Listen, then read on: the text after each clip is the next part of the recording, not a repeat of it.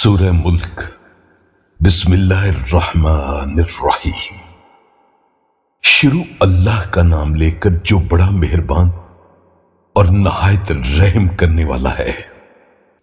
ہم نے تمہارے قریب کے آسمان کو عظیم الشان چراغوں سے آراستہ کیا اور انہیں شیطانوں کو مارنے کا ذریعہ بنایا۔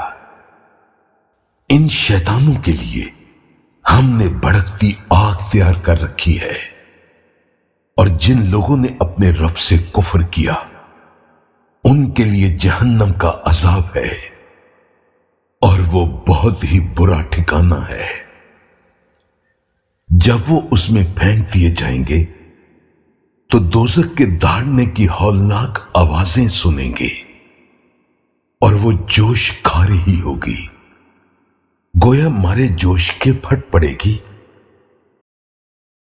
جب اس میں ان کی کوئی جماعت ڈالی جائے گی تو دوزخ کے نگران ان سے پوچھیں گے، کیا تمہارے پاس کوئی ہدایت کرنے والا نہیں آیا تھا؟